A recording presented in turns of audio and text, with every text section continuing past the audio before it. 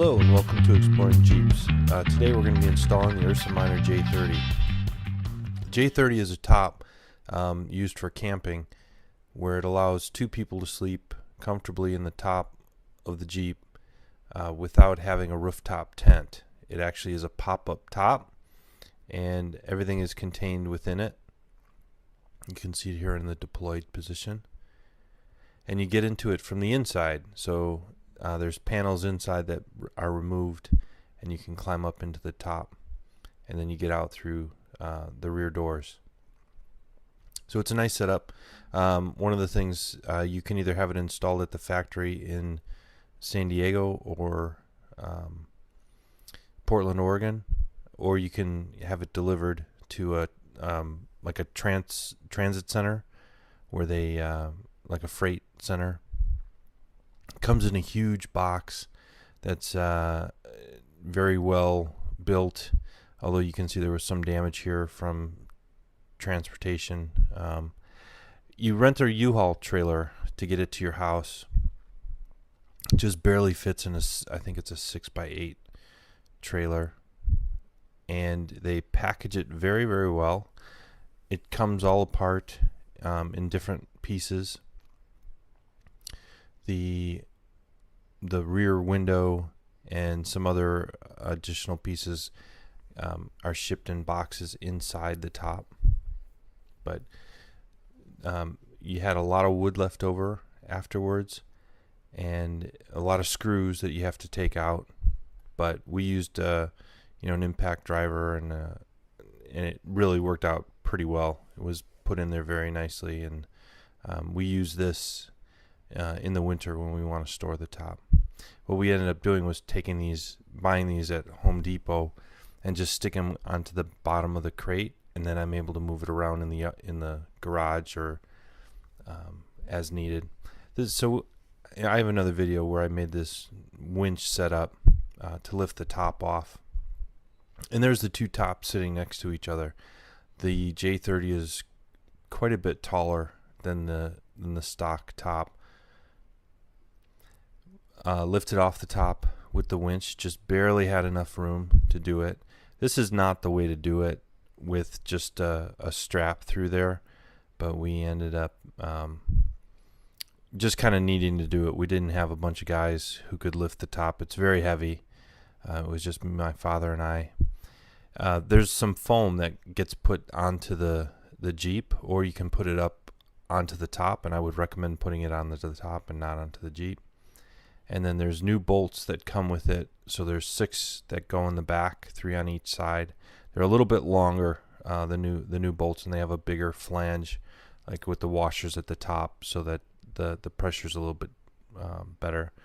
And they bolt into the hard top anchor bolts. In the front, just where those silver clasps are at the top, there's 2 longer bolts that go up into the top. And they seat into these like kind of coupling nuts that you see here that are embedded in the top. There's a small hole in there. So once you get the top physically on, then you move on to the wiring. And the wiring is relatively simple. There's only 3 wires that you have to wire up. And there's a 3-wire connector that you put in behind the B pillar, or within the B pillar. It's kind of there's not a lot of room in there.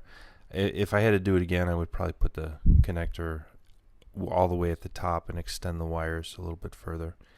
But you bring it down through the B pillar down to the bottom, making sure not to interfere with the seatbelt operation. And then at the bottom here, the wires split. The white wire will go to the back to wire up the tail light, and the red and the black wires will go up front to one be the ground and the other to provide power. So to get the white wire to the back, you start with taking out two of the bolts in the back right hand panel. You take the seat belt, this little piece off, kind of undo the Velcro here. You don't have to unzip the whole thing. And yeah, that is my finger in there. Nice. And then this plastic piece comes apart. You kind of pry it apart, and it'll kind of pop open. You can see that where that seatbelt piece kind of clamped in there. So that whole piece will come off. And then what it does is allows you to bring that white wire through, kind of around. It's all put back together, but around that corner area, and then it comes out near the rear hinge of the tailgate. There's a long piece, horizontal piece that you pull out. It has these little kind of pressure fittings that you just pop straight out. And then when you have the wire out, you can see there's the hinge, and then there's an electrical connector. It's kind of like a webbing that you have to fish the white wire through, and it's kind of a hassle. You got to take a couple kind of grommets and some tape off, and you fish it through, and then you work it through the other connectors, or like the other attachment points here, so that it goes with everything else. Now there's another vertical one, and this picture might help if you're doing this to see how it works, to see how those connectors work in there. And this is the tail light, the third brake light connector there. So what you end up, there it is in kind of perspective on the right hand side. What you have to do is cut that, splice those two pieces that you cut together, and put it into a splice there, crimp it down, and then you add in your white wire that you've brought from the top. Put some shrink wrap on it, and I ended up taping it up additionally, give it a little bit more protection. You tuck it back in there, secure it down either with some an ample amount of electrical tape or some zip ties. And then you kind of clean everything up, tape the webbing, that little tube back down, make it look nice, and start putting all the plastic back together. The plastic all snaps back together. It's pretty easy, and make sure everything is tucked away. Now when you're this is near the hip of the passenger in the front, so you're taking out these little pins. Sometimes it's easier to go underneath the plastic. I was going to end up breaking this little pine tree, this plastic pine tree thing here. I really hate these things because they're in there so tight, and they're at the very limit of their structural capacity. So pulling them out, you can break them. So you have to take out a longer panel there, and then this panel up by the dashboard has to come out as well. That one was relatively easy. You just have to take your time, take it a little bit at a time, and it'll pop out. There's again the same kind of you can see the little connectors there. Everything kind of comes apart. It feels like you might be breaking stuff, but it's made to pop out.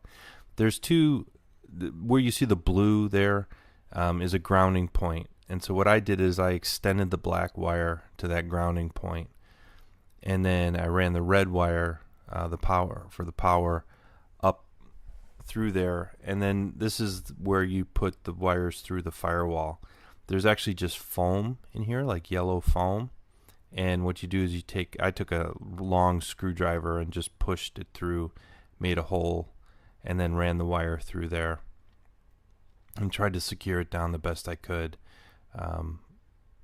That's some pretty heavy duty tape, and it comes out on the kind of the cowl or the when you bring the hood up. So this part here is a fuse that you have to wire in line, so that if something in the top were to short out, the fuse would blow. And you connect that to the positive terminal of the battery. So you try to make it as clean as possible. zip tie it down, make sure that there's no movement of the of anything, and make sure that you're keeping away from the positive terminal with anything else. So these are how the clips work. You put them into the plastic piece, and then those will just kind of go onto posts that are there, and those are the major parts of what you have to do to put this top on. It's really a great thing that's made camping for us much more comfortable, much easier, much quicker, and we don't have to put so much time into setting up a tent, and it's given us a lot of freedom to go and do whatever we want to do. I'd highly recommend doing it. It's a fun project, although it is quite a bit of work, and the top is very heavy to try and lift off. So you need either a bunch of people or a winch to do it. But thanks for watching. If you have any questions about it, leave comments or questions in the comment section below. Thanks.